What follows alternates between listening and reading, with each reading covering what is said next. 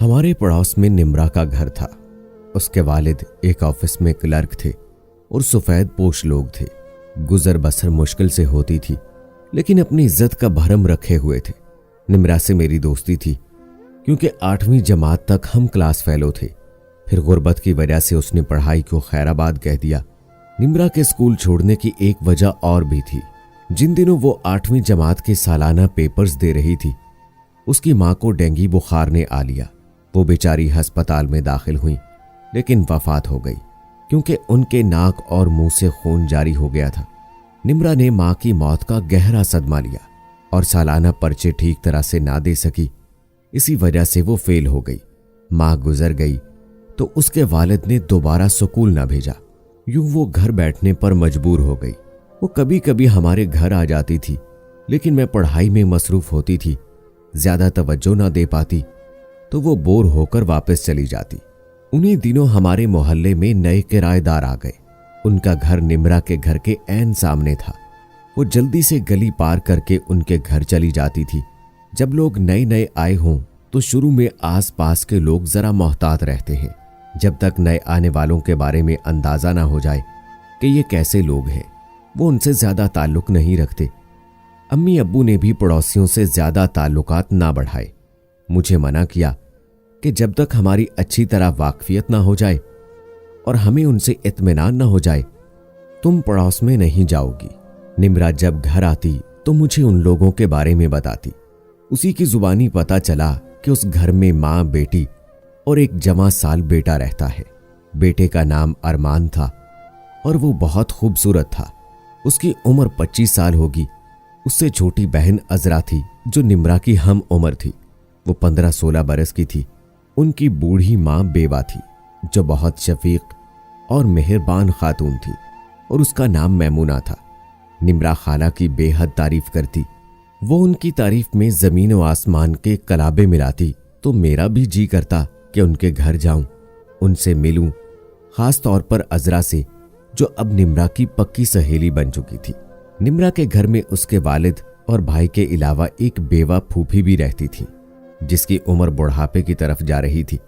निम्रा को वो इधर उधर जाने से मना करती थी, लेकिन ये लड़की मां के मरने के बाद ऐसी बेचैन रूह बन गई थी कि उसको घर में करार ही नहीं मिलता था। मौका मिलते ही वो घर से कदम निकालती और आस पड़ोस में ताक झांक को उसने अपना मशगला बना लिया था।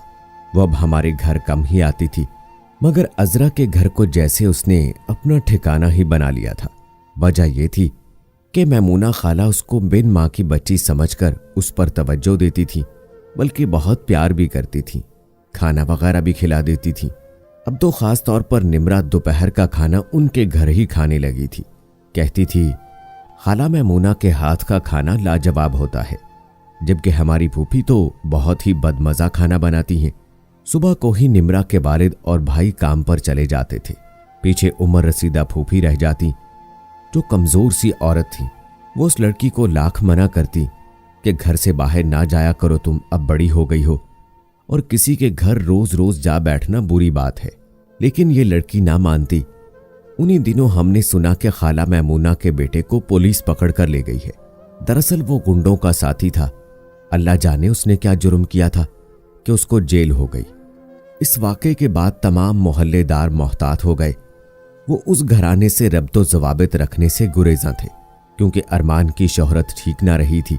सब कहते थे कि वो गलत कामों में मुलव्वस रहा है और जेल भी जा चुका है।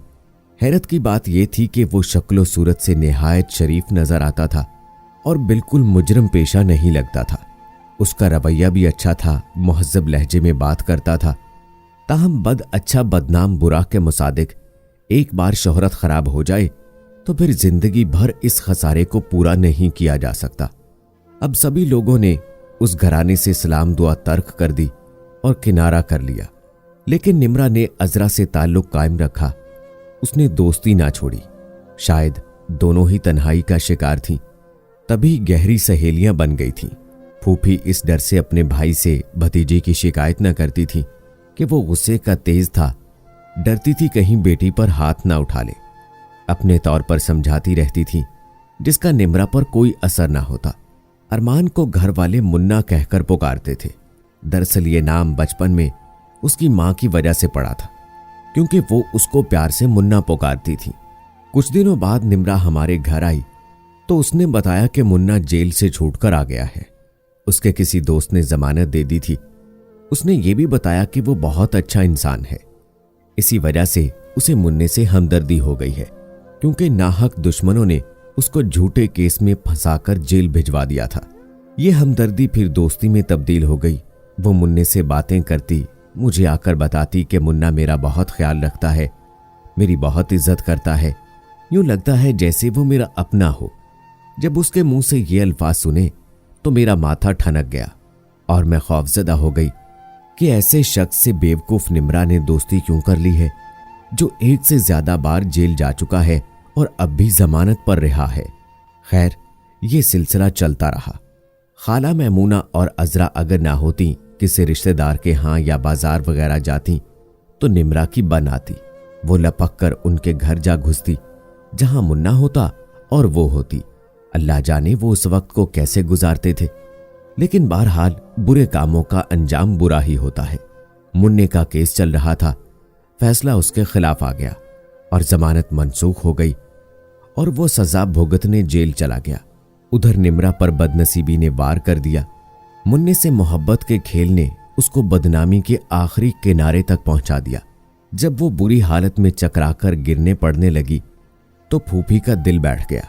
वो समझ गई कि लड़की से नादानी में कोई संगीन गलती हो गई है। वो मोहल्ले की दाई को बुला लाई कि देखो तो इसको ये क्यों हो रहा है। दाई ने आंखों के पपोटे पलट कर देखे और बोली, तुमको मुबारक हो, पहले फूफी थी, अब नानी बन जाओगी। दाई तो तंज के तीर बरसाकर चली गई, मगर बूढ़ी फूफो के पैरों तले से जमीन निकल गई। जीती थी न मरती थी। समझ में न आता था कि भाई को किस तरह बताए कि घर की चारदीवारी के अंदर कयामत आने वाली है। लाख छुपाओ ऐसे मामलात, मगर छुपते नहीं। भाई को बताना ही पड़ा। वो थर थर कांपने लगा। वो बहुत मुश्किल से गुर्बत में सफेद पोशी का भरम रखे हुए थे। बेटी के काले करतूतों से ऐसी कालक मल जाएगी वो सोच भी ना सकता था। मुआशरे में भला गरीब आदमी की क्या औकात होती है। वो तो मामूली गलती पर भी सूली पर लटका दिया जाता है। ये तो फिर एक जानलेवा हकीकत थी। भाई को रोते पाकर बहन भी बहुत रोई। फिर वो मुन्ने की माँ के पास गई और फरियाद की कि मैमुना, तुमको जरा भी ख्याल ना आया कि ये बिन माँ की बच्ची है। तुमने अपने बेटे को भी ना रोका। काश तुम निम्रा को घर ही ना आने देती। तुम्हारी अपनी भी जवान बेटी है। वो बोली, बहन, इसमें मेरा कोई कसूर नहीं है।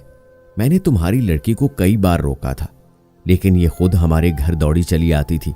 मैं बिन माँ की बच्ची जानकर उससे प्यार से बात करती थी कि इसकी माँ नहीं है। मुझे क्या खबर कि ये क्या गुल खिलाने वाली है। रही मुन्ने की बात, वो तो बचपन से ही मेरे कहने में नहीं है। जब से उसका बाप मरा वो ऐसा खुदसर हुआ कि किसी को उसने कुछ न समझा। वो मेरी कब सुनता है? अगर सुनता तो क्यों बार बार जेल जाता? उसका कहना भी दुरुस्त था। बुढ़ापा तो वैसे ही जवानी से खौफ खाता है। ये दोनों ही नौजवान थे और बेलगाम थे। उसने इतनी मदद जरूर की कि निम्रा की भूपी को एक वाकिफकार नर्स के पास ले गई और 5,000 रुपए नर्स के हाथ पर रखे। पहले तो उसने नखरे दिखाए, फिर साथ चलने को तैयार हो गई, मगर वो नर्स बिल्कुल अनाड़ी थी। उसने घर आकर निम्रा को इंजेक्शन वगैरह लगाए तो लड़की की हालत गैर हो गई। लड़की को तड़पता देखकर नर्स के हाथ पांव फूल गए। उसने कहा कि मैं जिस क्लिनिक में काम करती हूं, लड़की को वहां ले चलते हैं। अब कोई डॉक्टर ही इसे बचा सकता है। ये केस दुश्वार है, मेरी पहुंच से बाहर है। तीनों ने टैक्सी ली। निम्रा को उसमें डालकर क्लिनिक ले जा रही थी कि रास्ते में ट्रैफिक जाम होने की वजह से टैक्सी ट्रैफिक में काफी देर तक फंसी रही। इतने में 2 पुलिस एहलकार टैक्सी वाले के पास आ गए। उन्होंने उससे गाड़ी के कागजात देखने को मांगे। मतलूबा कागजात ड्राइवर के पास न थे। तब उन्होंने हुक्म दिया कि टैक्सी को एक तरफ रोक लो। वक्त हाथों से निकला जा रहा था। आगे नर्स बैठी थी, पिछली सीट पर फूफी थी। उनकी गोद में निम्रा लेटी हुई थी। औरतों के चेहरे पर हवाइयां उड़ रही थी। पुलिस वालों ने उनके चेहरे पर परेशानी भांपकर उनसे भी सवाल शुरू कर दिए। वो किसी सवाल का सही जवाब ना दे सकी और उल्टे सीधे जवाब दिए, जिस पर अहलकारों ने मशकूक होकर कहा कि लड़की को क्या हुआ है। और तुम इसे कौन से क्लिनिक लेकर जा रही हो? उन्होंने लड़की की नब्ज पर हाथ रखा, मुखातिब होना चाहा, लेकिन कोई जवाब ना आया। बगौर जांचा तो उन्हें लगा कि लड़की मर चुकी है। तभी वो टैक्सी को लेकर पुलिस स्टेशन ले आए। जब रुसवाई मुकद्दर में लिखी हो तो कोई किसी को नहीं बचा सकता। नर्स की जुबानी पुलिस को सारी कहानी पता चल गई। औरतों को हवालात में डालकर लड़की के बाप को बुलाया गया। बेचारे चाचा सफदर हाँपते कांपते पहुंचे और निम्रा की बमुश्किल तदफीन की। पोस्टमार्टम रिपोर्ट से ये बात साबित हो गई थी कि लड़की किस वजह से मौत के मुंह में गई है। असल मुजरिम पहले ही जेल में मौजूद था। नर्स और फूफी के साथ चाचा सफदर को भी जेल भुगतनी पड़ गई। हालांकि उन बेचारे चाचा सफदर को खबर भी न थी कि बदनसीब निम्रा उनकी गैर मौजूदगी में कहां जाती है। कसूर फूफी का था या खाला मैमूना का था? कसूर मुन्ने का था या खुद निम्रा का था? ये सवाल आज तक सवाल ही है।